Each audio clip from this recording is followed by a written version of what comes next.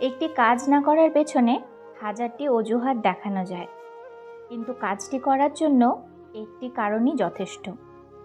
জীবনে ব্যর্থতার প্রধান দুটি কারণ হচ্ছে নেতিবাচক দৃষ্টিভঙ্গি এবং সুনির্দিষ্ট লক্ষ্যের অভাব।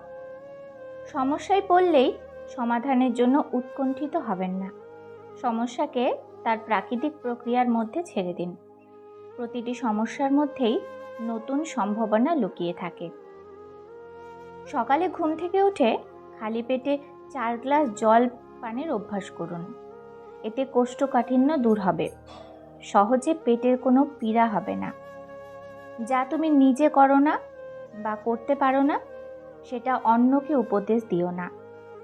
প্রোঅ্যাক্টিভ হন। প্রোঅ্যাক্টিভ মানুষের প্রতি অন্যরা আকৃষ্ট হয়। রিঅ্যাক্টিভ ব্যক্তি সবসময়ই মানুষের বিতৃষ্ণার কারণ হয়। টিয়া পাখির মতো মুখস্থ করে বড় বড় সার্টিফিকেট অর্জন করে বড় বড় চাকরি পাওয়াকে শিক্ষা বলে না। শিক্ষা হচ্ছে সেটা যা একজন মানুষের ভেতরের কুশিক্ষাকে দূর করে সমাজের পরিবর্তনে এগিয়ে আসার উৎসাহ যোগায়। রাগান্বিত অবস্থায় কোনো সিদ্ধান্ত নেবেন না। ছোট ছোট বালুকণা, বিন্দু বিন্দু জল গড়ে তোলে মহাদেশ, সাগর অতল। যার হারানোর কিছু নেই তার ব্যাপারে সতর্ক থাকুন। সাহসী ও ঝুঁকি গ্রহণে উৎসাহী হন।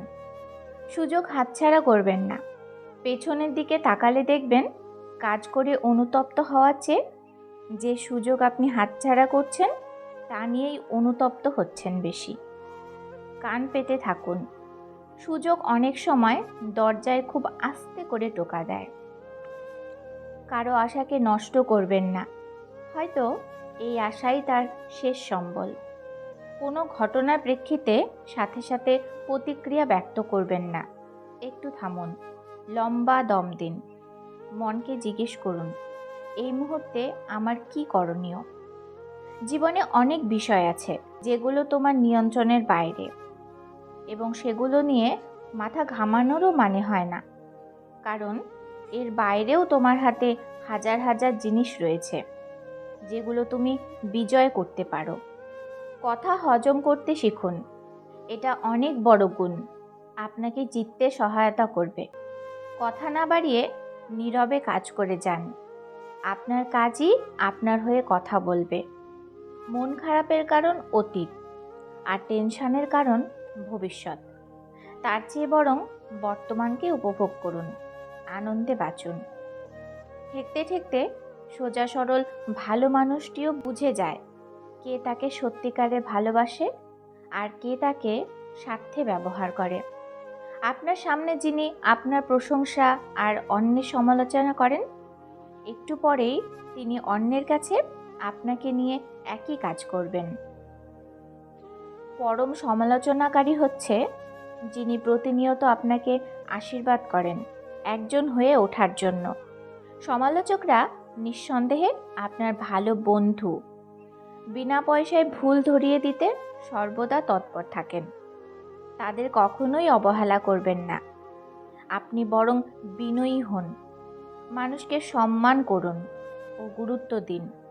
সব কিছু বহুগুণ হয়ে আপনার কাছেই ফেরত আসবে।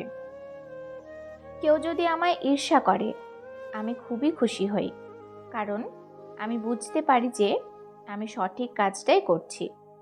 আপনার কাজ বা কথা নিয়ে কেউ কোনো মন্তব্য করল না, তার মানে আপনি সঠিক জায়গায় পৌঁছতে পারেননি।